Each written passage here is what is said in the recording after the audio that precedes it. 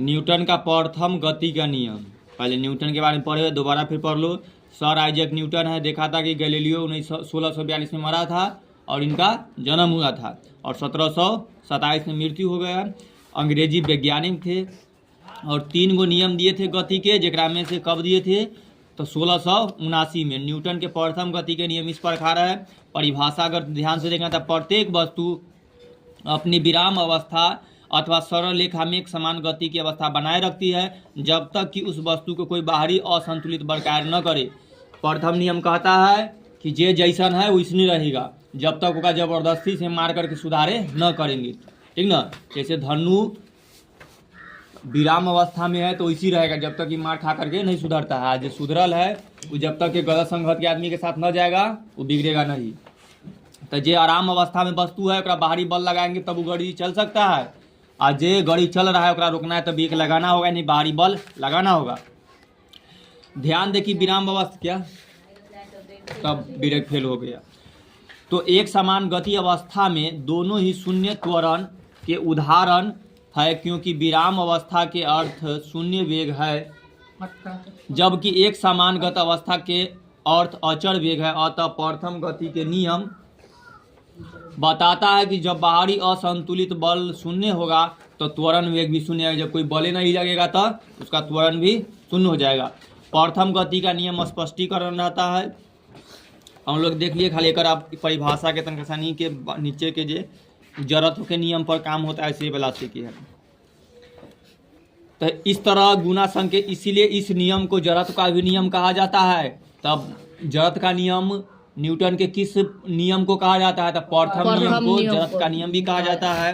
नियम के दूसरे भाग में कहा गया है कि जब तक किसी वस्तु पर कोई बाहरी असंतुलित बल कार्य न करे, इस भाग से हमें बल का परिभाषा प्राप्त होती है और इस प्रकार व्यक्त किया जा सकता है। तो बल का परिभाषा हम लोग इस तरह दे दी कि बल वह भौतिक कारण है। तो रहता है न्यूटन के किस नियम से बल का परिभाषा मिलता है? तो प्रथम नियम से, ठीक। बल वह भौतिक कारण है जो किसी वस्तु पर कार्य कर उसकी विराम की अवस्था अथवा सरल रेखा की एक समान गति की अवस्था में परिवर्तन लाता है अथवा लाने का चेष्टा करता है। तो यह भी बल कहलाता है, जो बल के वजह से हम किसी भी वस्तु का अवस्था परिवर्तन कर सकते हैं। और न्यूटन के प्रथम गति के नियम बताता है कि वस्तु में वेग का परिवर्तन लाने अर्थात त्वरण उत्पन्न करने का कारण सिर्फ बल ही है। तो कुछ भी हिलडुल परिवर्तन आएगा तो सब बल के कारण। जड़त्व की बात पढ़ेंगे। न्यूटन के प्रथम गति के अनुसार किसी भी वस्तु की विराम अवस्था एक सरल रेखा की एक समान गति की अवस्था में कोई परिवर्तन नहीं होता है जब तक कि उस पर कोई बाहरी असंतुलित बल न लगाया जाए।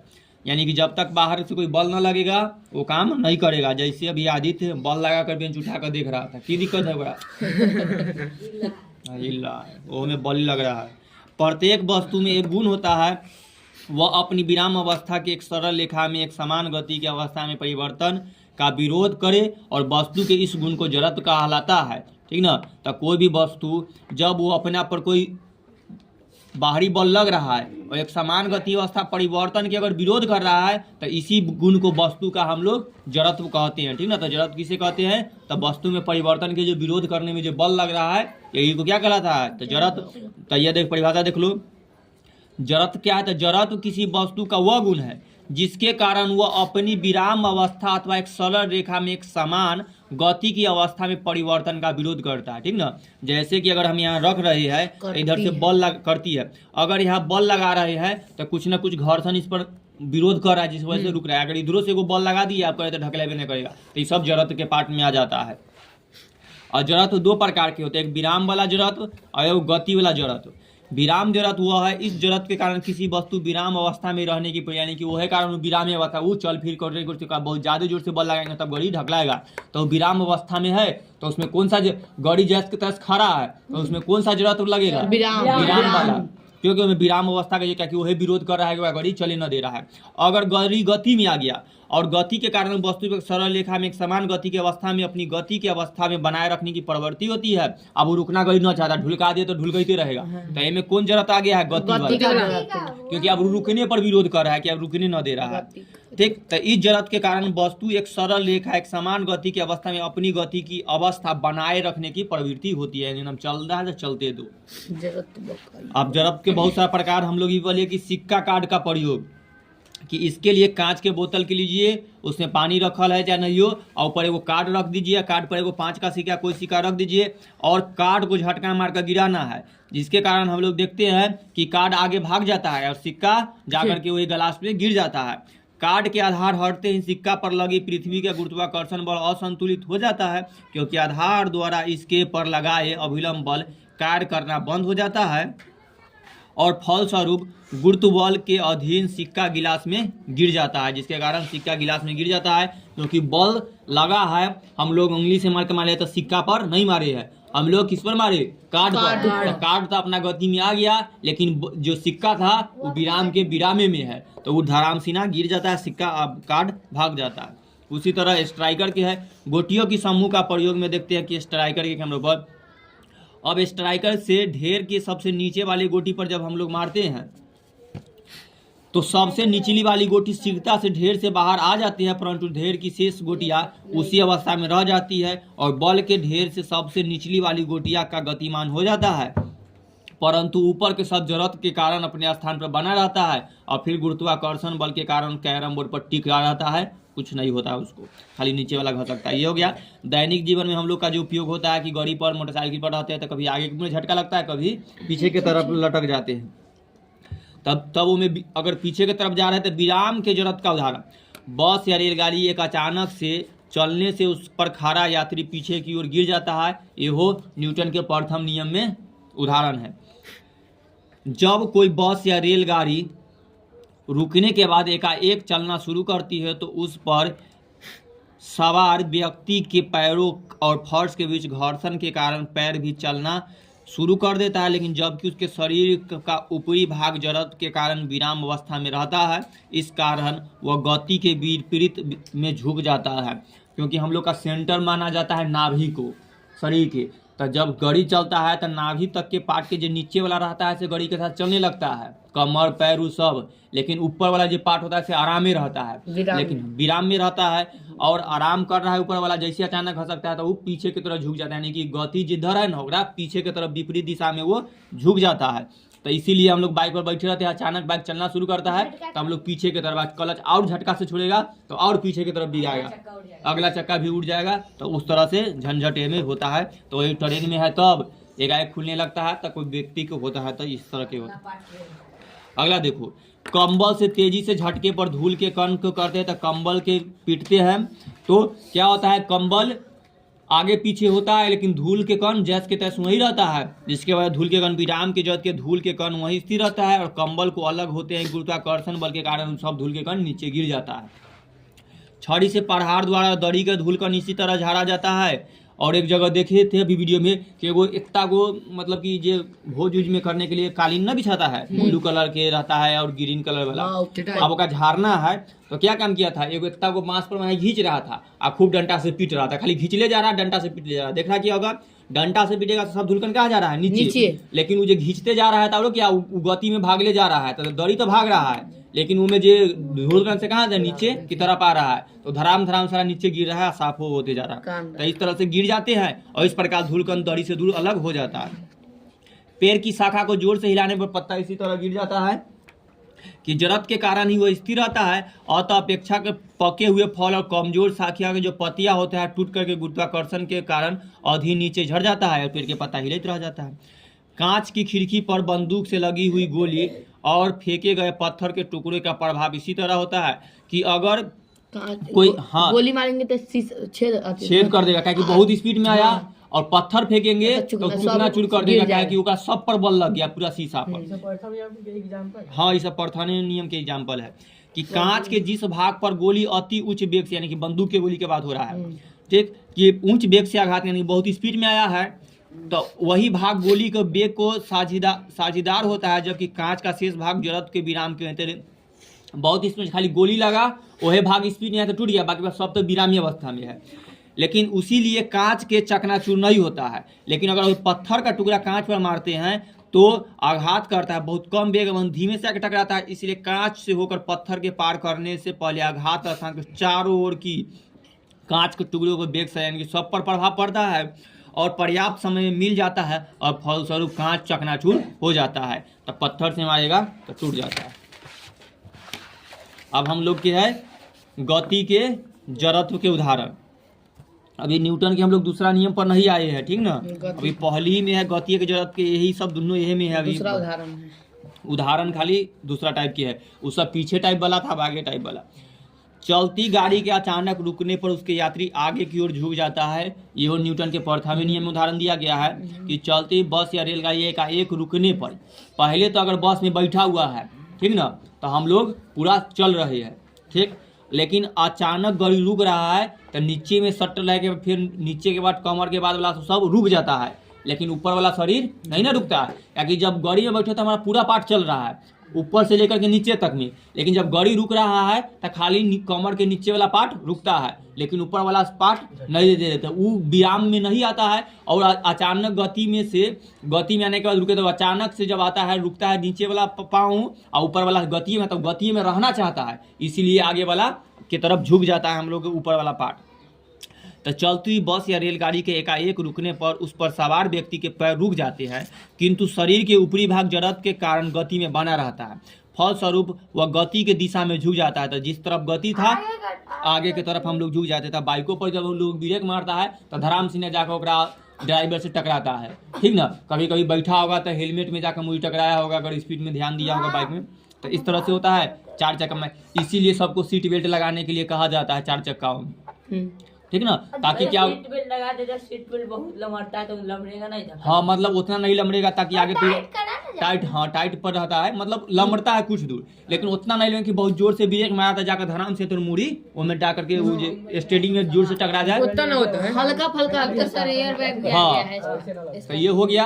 अब इससे ना लगता है सीट बेल्ट लगावे के बाद ना एगो लोहा टाइप के एगो रहता है नीचे ना, सीट के नीचे लोहा लाल के रहे छै बटन, हम्म। ओमे अथी लोहा रहे छै, से डाल दही अपने लगे तब ले सीट बेल्ट लगे, तो वो लग गया तो उसको आगे ना होता है। तनुका आगे, हाँ वो उतना वाला भी हो जाता है। अथी एयर अब दूसरा बात, अभी के सभी बैगों में एयर बैग आता है, जहाँ स्टेडिंग रहता है, खतरनाक वो भी हो सब वैसी है।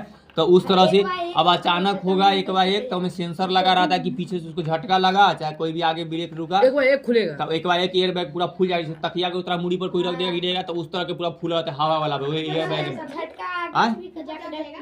हाँ, तो पूरा फूलल रहेगा। हाँ नहीं, जहाँ ड्राइवर के हुआ ना वजह नहीं रहता है, बगल वाला बैठे वाला ओकरो में नहीं रहता है, पीछे नहीं जाता है। पीछू वाला आपको धीरे में आने लगा है कि वो वाला पर हो जाए, तो अभी क्या पीछे वाला पर ज्यादा दिक्कत ना होता है। सर ये ऊपर आता है ये अच्छा नहीं देखा, वीडियो में देखा लेगा। कर लेंगे, चलो देख लेंगे, घर सर्च करना। अभी टॉपिक में नहीं है, हम लोग बात करें, ठीक है। अगला तो हो गया, अगला देखो, दौड़ता हुआ व्यक्ति का एक रुक सकता है। लोग अचानक दौड़ते हैं ना, तो अचानक रुकेगा तो नहीं रुक पाएगा, धीरे धीरे रुक पाएगा, ठीक।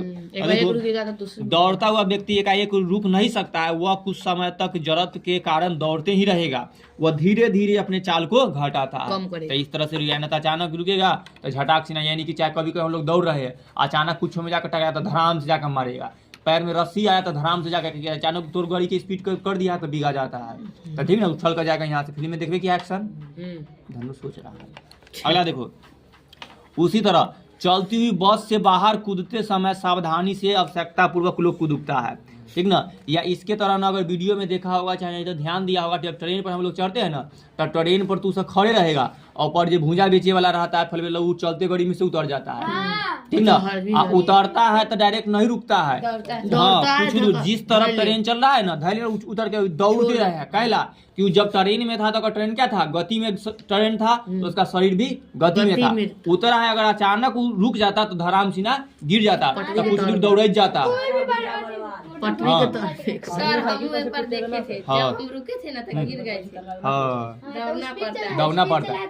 उसी तरह कभी एक बार हम वीडियो में देखे कुत्ता का भी, हमरो समझाने फिर कुत्ता के भी देखो, कुत्ता नहीं पढ़ लेता साइंस, लेकिन वो ट्रेन में था और चलते चलते कूद गया था बहुत दूर तक के ट्रेन, क्योंकि बहुत स्पीड में ट्रेन था, वो में से कूद गया था वो।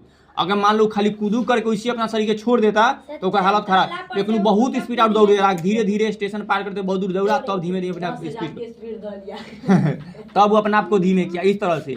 ई कहा हम लोग बस पर से उलट गए थे बहुत बच्चे में से, बस चल रहा था वही पर से कूदू गए, मतलब कि धीमे खाली था, ज्यादा स्पीड नहीं था। हम बस एकदम नॉर्मल था, बहुत बच्चे 10 के स्पीड रहा, 10 तो बहुत ज्यादा, एकदम रुकने वाला ही था, जैसे ना होता कि ब्रेक मार दिया एकदम धीमे किया, अभी उतर सकते, लेकिन तनका सानी पैर रखे ना धराम से हम छोड़ दिए तो हम धराम से गिरे, तो हल्के मुँहे गिरे, तो खाली रोड पर गिरे, तो खाली शरीर में कुछ में नहीं हुआ, खाली उल्टे, मतलब कि भराम से ना तो हल्का था। ओहो फिर में हमको हल करके, अगर हौले से उतरता है ना लोग तो हौले चलना खाली चाहिए ताकि वह गति नॉर्मल हो जाए। माउंट एवरेस्ट पे जाइत रहेगा कुत्ता, अब ट्रेन तक कूदेगा अकेला पूरे स्पीड में माउंट एवरेस्ट पर। हाँ पार कर जाएगा कहता है, तो इस तरह से हो गया। यही बात इसमें है, मैं ट्रेन के बात बोला है, बस के बोला, ट्रेन पर भी यही सब लागू होता है।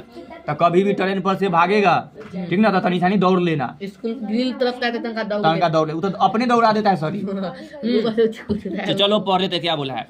चलती हुई बस के साथ अपने सवार व्यक्ति भी गति की अवस्था में रहता है,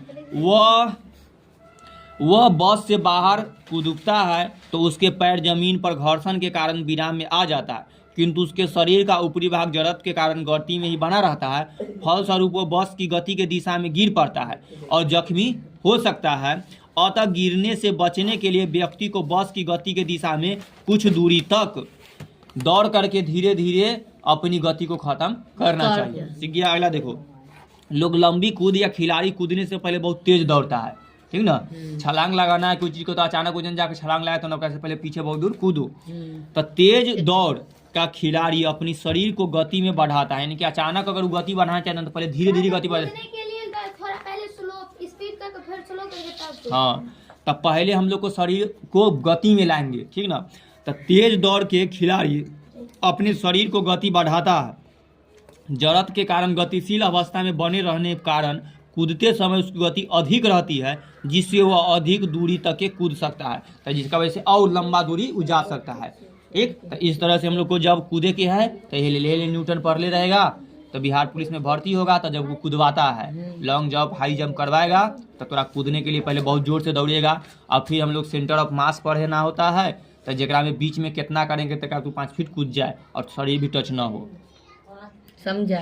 अगला देखो 4 फीट कूदना होता है।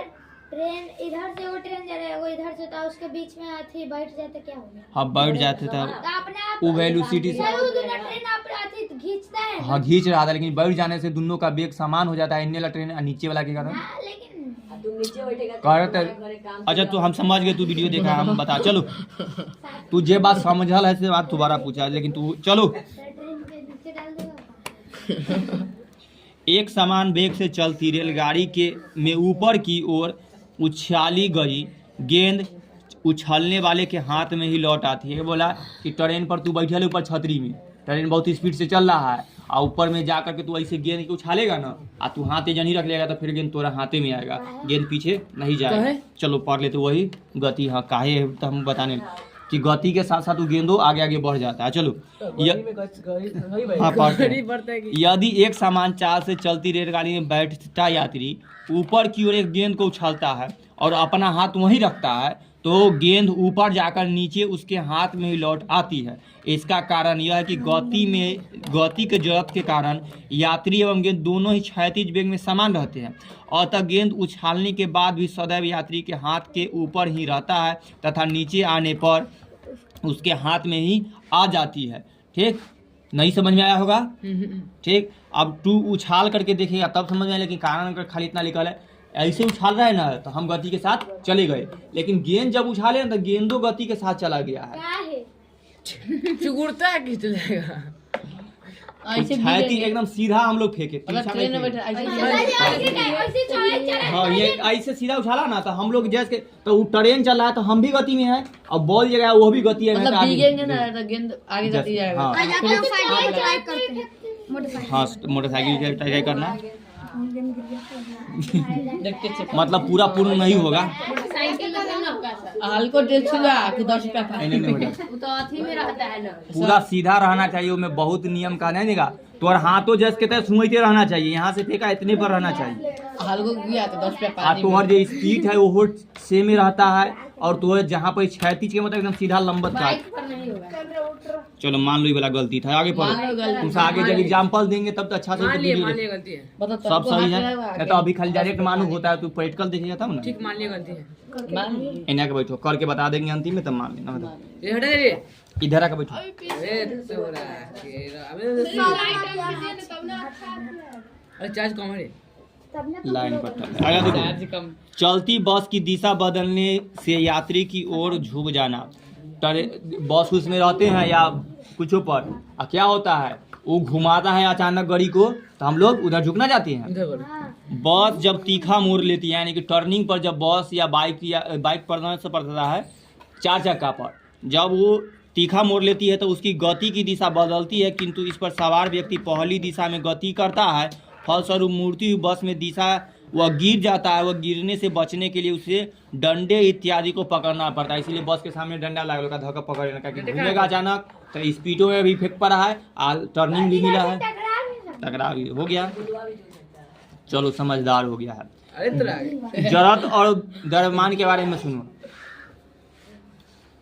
यदि वस्तु का जरत अधिक होगा, ठीक ना, जरत हम लोग देख लिए, यानी कि ज्यादा चल ही रहा है तो चल ही रहा है, रुकल है तो रुक लिया है, वही वाला।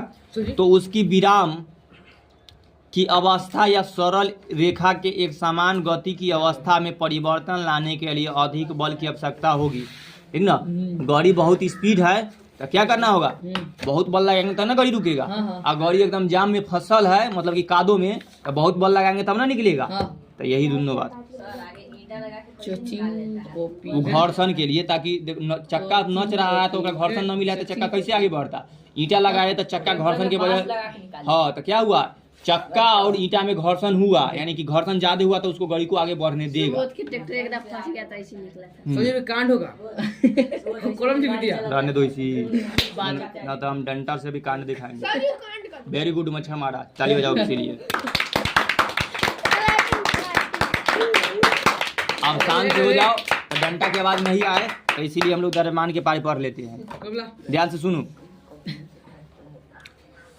तो अगला देखो, जिन वस्तुओं का द्रव्यमान हम लोग पीछे पढ़ चुके हैं, यानी कि जगह में वजन के बाद यानी मास अधिक होता है, उनका जरूरत भी अधिक होता है। यानी कि कुछ गाड़ी बहुत ज़्यादा वजनदार है, उसके लिए उदाहरण के लिए एक ही आकार की परंतु भिन्न भिन्न आराम की 2 वस्तुओं को लेते हैं, जैसे कि एक टेनिस की गेंद और एक क्रिकेट की गेंद।